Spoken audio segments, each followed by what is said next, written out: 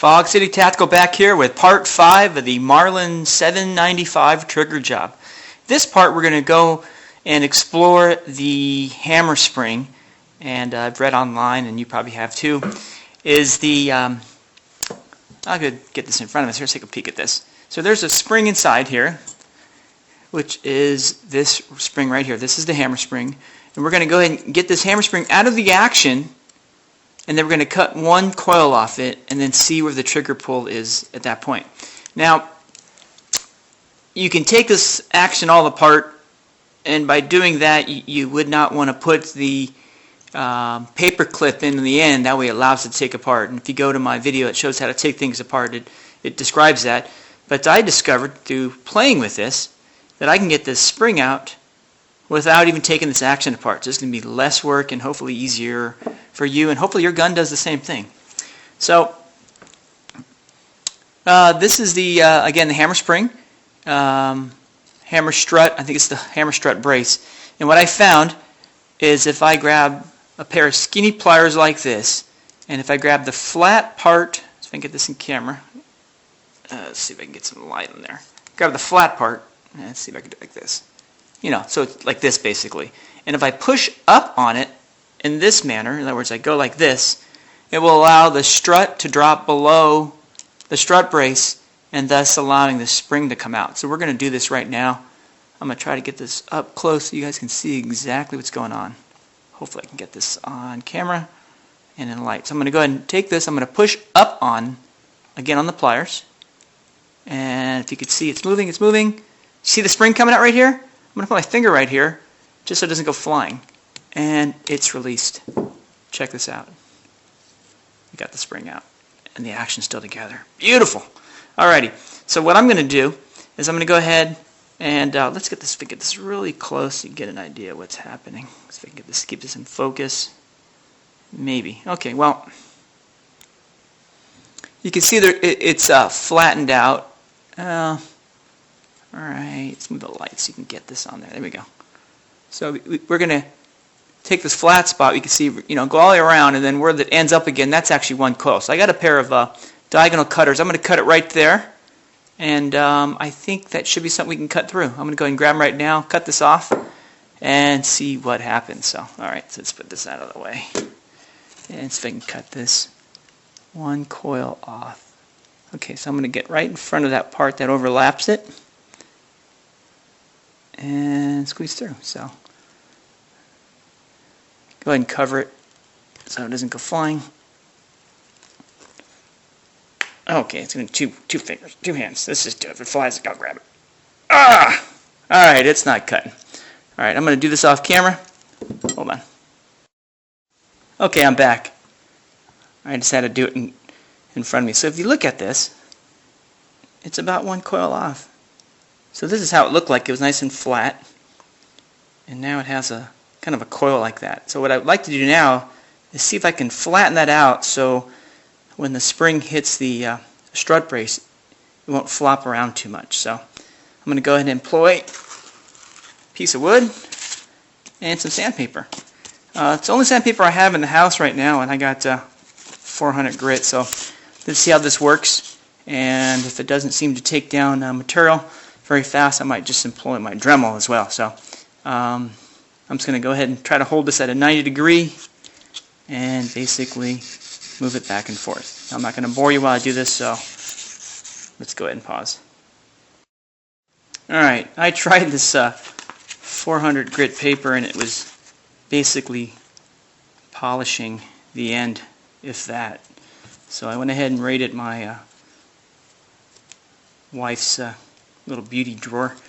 Got this emery board, and I think this would be better. So again, we're going to do the 90 degree sanding on this and see how it works out. So hold on.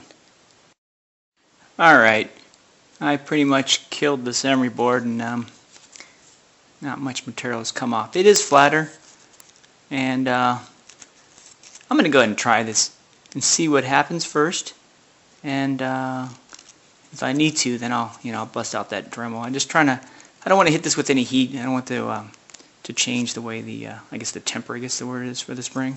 So let's go ahead and reinstall this. So I'm going to go ahead and install it the way I took it out. We're going to go ahead and grab this action.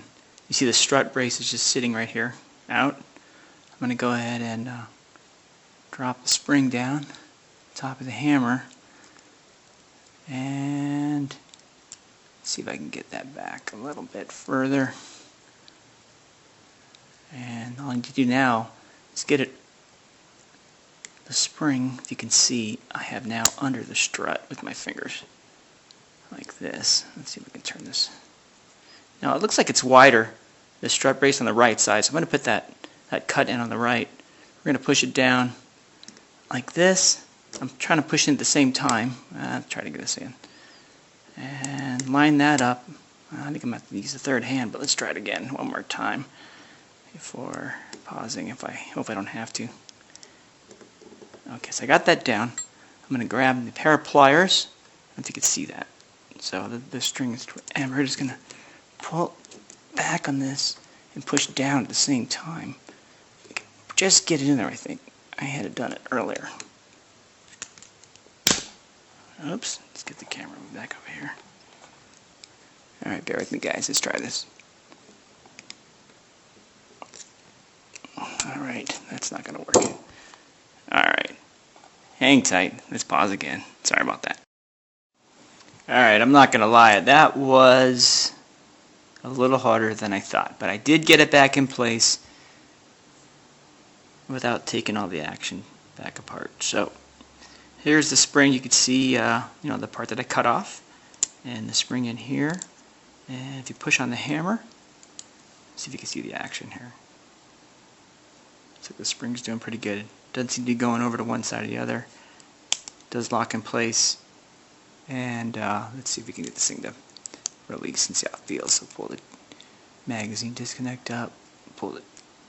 Alright, it actually feels like a little less pressure. So let's go ahead and install this into the rifle and do some measurements and see if we took off anything off the trigger. Hopefully we did. Alright, I got the rifle back together and an empty mag. Chamber is clear, so we can get that in camera. I didn't show it last time. Well, I could see it, but it's clear, obviously. Gun pointed in a safe direction. Let's go ahead and do a test and see where we're at. So, just to kind of recap, we were at 4 pounds before this, and let's see where this comes down to. Let's get this back in frame so we can all see this here. So, alrighty, let's pull this and see where it lands. Alrighty, well, it took off another ½ pound. I am at 3.5 pounds. We started off at 5 pounds. I took off 1.5 pounds so far, and I am very happy with the results. I'm going to go ahead and do a function test. I'm going to go to the range tonight. I'm going to put down, I'm going to try to put down maybe 100, maybe a couple hundred rounds to see if we get any fail to fires. So we'll get back to you if that changes. Otherwise, I think it's going to work. Stay tuned, subscribe, comment, ask any questions below, and we'll see you next time. Thanks for watching.